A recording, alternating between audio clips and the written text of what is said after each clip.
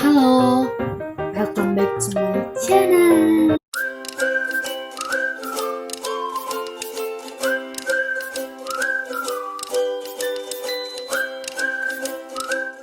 Buat kamu yang belum subscribe channel YouTube aku, jangan lupa klik subscribe-nya.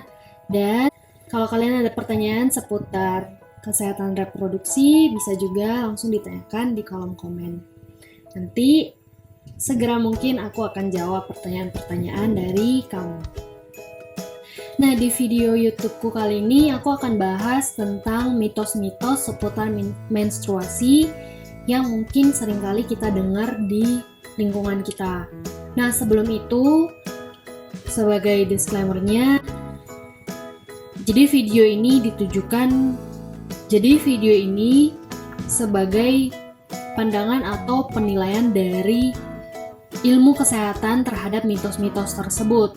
Nah, kalau misalnya kamu mempercayai mitos-mitos tersebut sebagai adat istiadat ataupun dari agama, itu kembali ke kepercayaan kita masing-masing ya. Nah, ini di sini aku akan jelaskan secara atau dari sisi kesehatannya.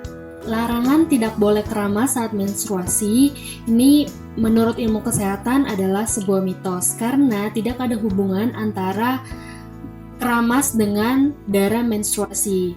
Karena kan keramas ya, kita keramas di kepala, kemudian menstruasi sendiri terjadi di sistem reproduksi dan itu tidak ada hubungan sama sekali. Baik kamu keramas itu tidak akan menyebabkan darahnya berkurang ataupun darahnya menjadi banyak. Justru selama kamu sedang menstruasi, kamu harus tetap menjaga kebersihan. Salah satunya menjaga kebersihan kepala atau kulit kepala ataupun rambut.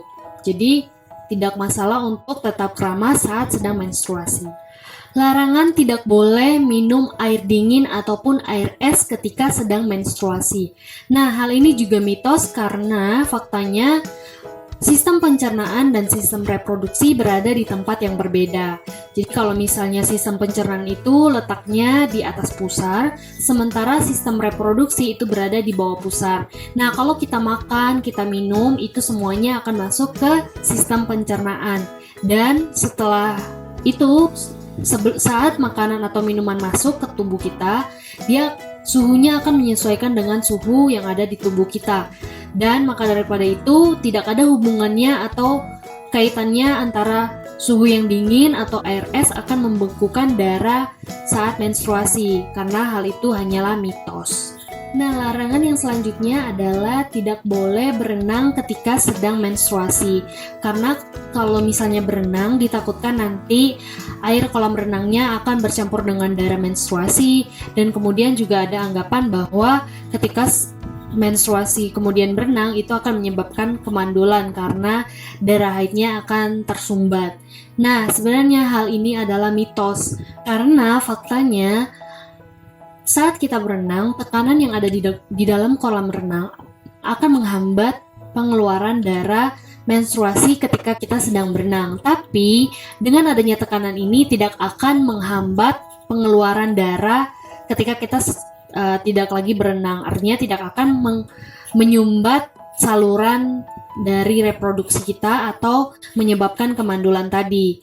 Nah, justru saat kita berenang itu akan membuat otot-otot yang ada di pinggul ataupun di punggung akan lebih rileks akibat nyeri menstruasi itu. Nah, mitos yang selanjutnya adalah berhubungan intim ketika sedang menstruasi tidak akan menyebabkan kehamilan. Nah, hal ini merupakan sebuah mitos karena faktanya ketika hubungan intim ketika sedang menstruasi itu tetap bisa menyebabkan kehamilan. Kenapa? Karena sperma bisa hidup di dalam organ reproduksi wanita selama 3-5 hari. Nah, sementara itu pada wanita yang mempunyai siklus haid yang pendek atau siklus haid tidak teratur, masa subur bisa saja langsung terjadi ketika haid selesai, apalagi jika haidnya berlangsung selama 7 hari. Nah, sel telur yang dilepaskan ini bisa bertahan hidup 12-24 jam. Artinya, kalau misalnya berhubungan intim ketika hari terakhir menstruasi dan tanpa menggunakan kondom, maka akan ada kemungkinan terjadinya kehamilan. Selain itu, berhubungan intim ketika sedang menstruasi juga bisa menyebabkan beberapa penyakit seperti infeksi saluran kemih atau infeksi saluran kencing, infeksi pada vagina, penyakit menular seksual seperti hepatitis B, HIV, serta penyakit atau infeksi kelamin lainnya. Jadi, sebaiknya tidak melakukan ketika sedang menstruasi.